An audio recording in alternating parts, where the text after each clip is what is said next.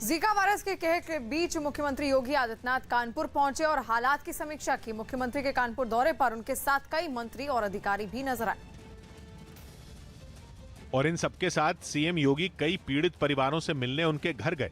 CM ने मरीजों की सेहत की जानकारी तो ली ही, साथ ही प्रशासन और स्वास्थ्य विभाग के कामकाज के बारे में भी उनके अनुभव पूछे। तस्वीरों में आप देख सकते हैं कि एक परिवार से इस वक्त मिलकर जीका वायरस पीड़ित परिवार से मिलकर यहाँ पर वो निकले हैं। एक परिवार से मिलने के बाद जब मुख्यमंत्री दूसरे घर की तरफ बढ़े तो रास्ते में एक बच्चा उन्हें फूल देने आ गया, जिससे वो बात करने लगे। इससे पहले योगी आदित्यनाथ ने जीका वायरस से निपटने के लिए की गई तैयारियों और जरूरतों को लेकर समीक्षा बैठक भी की। मुख्यमंत्री कानपुर में जीका की रोकथाम के लिए की गई तैयारियों से संतुष्ट नजर आए। अच्छे ढंग से कार्य चल रहा है, सभी संस्थाएं अपना कार्य कर रही हैं। जीका के मरीजों की बढ़ती संख्या को देखते हुए सरकार और प्रशासन ने मच्छरों की रोकथाम से लेकर मरीजों की पहचान और इलाज के खास इंतजाम किए। कांग्रेस नेता सलमान खुर्शीद ने अपनी नई किताब में हिंदुत्व की तुलना आईएसआईएस और बोको हराम जैसे संगठनों से कर दी। न्यूज़ 18 के अरुण सिंह की रिपोर्ट है कि सलमान खुर्शीद ने जो किताब लिखी उसका टाइटल है सनराइज ओवर अयोध्या, जिसका एक हिस्से में उन्होंने हिंदुत्व के बारे में लिखा और उसकी तुलना आईएसआईएस और बोको हराम जैसे आतंकी संगठनों से कर दी। उन्होंने ये किताब सुप्रीम कोर्ट के अयोध्या केस से जुड़े फैसले पर लिखी, जिसमें उन्होंने सुप्रीम कोर्ट के फैसले की तो तारीफ की, लेकिन कुछ सवाल भी उठाए और हिंदुत्व की तरफ झुकाव की वकालत करने वाले नेताओं की आलोचना की। चलिए, जो भी हुआ हो गया, मंदिर बनेगा, अच्छा मंदिर होगा, लेकिन वो मंदिर सिर्फ एक पक्ष का नहीं होना चाहिए, वो मंदिर सबका होना चाहिए। लेकिन सलमान खुर्शीद के अपनी किताब में हिंदुत्व से जुड़ी ऐसी बात लिखने पर बीजेपी भड़क गई और किताब में लिखी उनकी बातों पर तंज कस दिया। जिन्हें हिंदुत्व का भी ज्ञान नहीं, हिंदुत्व के बारे में जानकारी नहीं, संघ के बारे में जानकारी नहीं, वही लोग जो है वो उसको कभी आतंकवाद से जोड़ देंगे, कभी तालिबान से जोड़ देंगे। राजस्थान के उदयपुर से एक हैरान करने वाला वीडियो सामने आया। वहां कुछ बदमाशों ने एक ढाबे में घुसकर जमकर तोड़फोड़ की और बताया गया कि ये आरोपी इस ढाबे के बाहर शराब पी रहे थे, लेकिन जब उन्हें ऐसा करने से रोका गया तो वो बिफर गए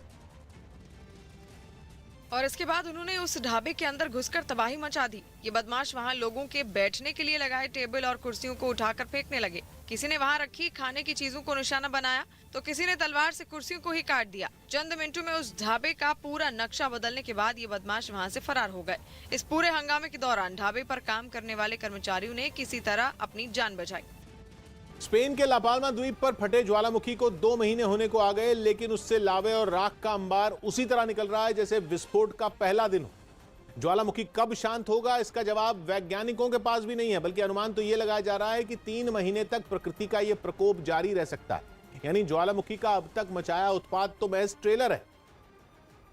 जिसकी सामने आई तस्वीरों में खौलते लावे की तपिश में लापाल्मा टापू का 2000 एकड़ से भी बड़ा हिस्सा झुलसा हुआ नजर आया। चारों तरफ मची तबाही में सब कुछ उजड़ा दिखा, लेकिन फिर भी बीचों बीच से लावे की नदी किसी शिकारी की तरह आगे बढ़ती रही। इस आग के दरिया की वजह से 7000 से ज्यादा लोग अपने घर छोड़कर भाग चुके हैं, क्योंकि मकानों की दहलीजों पर तो लावे के पहाड़ जम गए। वहीं ज्वालामुखी के मुहाने से जहरीले धुएं का ऐसा गुबार उठ रहा है जैसे 50 फैक्ट्रियों से धुआं निकल रहा हो, और ज्वालामुखी की राख का तो कोई हिसाब ही नहीं। कई टन राख के ढेर को साफ करने के लिए स्पेन की सेना के जवान पसीना बहा रहे हैं। ढेर भी ऐसा कि तस्वीरें देखकर ऐसा लगा मानो कोयले की खदान में मजदूर काम पर लगे हों। ज्वालामुखी की राख की वजह से कई उड़ानें और स्कूल की क्लासें रद्द की जा चुकी हैं। यूनेस्को की क्रिएटिव शहरों में श्रीनगर भी जुड़ गया। यूनेस्को की क्रिएटिव शहरों की सूची में श्रीनगर को भी शामिल कर लिया गया। इस पर प्रधानमंत्री मोदी और जम्मू कश्मीर के उपराज्यपाल मनोज सिन्हा ने भी खुशी जताई। अब तक यूनेस्को की क्रिएटिव सिटीज नेटवर्क सूची में 246 शहर थे, जिसमें अब 49 नए शहर जोड़े गए। यूनेस्को ने क्रिएटिव सिटीज नेटवर्क अभियान 2004 में शुरू किया था, जिसके जरिए इन शहरों के बीच आपसी सहयोग बढ़ाने पर जोर दिया जाता है। T20 वर्ल्ड कप में खराब प्रदर्शन की वजह से विराट कोहली रैंकिंग में 4 स्थान खिसककर 8वें नंबर पर लुढ़क गए। हालांकि केएल राहुल को 3 स्थानों का फायदा हुआ और वो 5वें नंबर पर पहुंच गए। बल्लेबाजों की इस रैंकिंग के अलावा ऑलराउंडर और गेंदबाजों की सूची में कोई और भारतीय खिलाड़ी टॉप 10 में शामिल नहीं है। दिल्ली के सीएम अरविंद केजरीवाल ने अगले 10 दिनों में डेंगू के मामलों में कमी आने की उम्मीद जताई। साथ ही उन्होंने कोरोना के नियमों का पालन करने की फिर सलाह दी। मुझे उम्मीद है कि अगले हफ्ते 10 दिन के अंदर डेंगू पे कंट्रोल हो जाना चाहिए। जापान में फुमियो किशिदा को फिर जापान का प्रधानमंत्री चुन लिया गया। योशिहिदे सुगा के पीएम पद से इस्तीफा देने के बाद 1 महीने पहले ही उन्हें वहां की संसद ने प्रधानमंत्री चुना था, जिसके बाद उन्होंने चुनाव करवाने का ऐलान किया था। इसी चुनाव में किसीदा की पार्टी को 465 में 261 सीटों पर जीत मिली। 2 दिन पहले भोपाल के कमला नेहरू अस्पताल में लगी आग में बच्चों की मौत के आंकड़े पर सियासी घमासान छिड़ गया। कांग्रेस ने 4 बच्चों की मौत के सरकारी दावे पर सवाल खड़े किए। 14 बच्चों की मौत का उन्होंने स्वीकारोक्ति की है, नाम समेत। लेकिन शिवराज सरकार ने कांग्रेस के आरोपों को खारिज कर दिया और दावा किया कि हर बीमार बच्चे की मौत को हादसे से जोड़ना गलत बयानी होगा।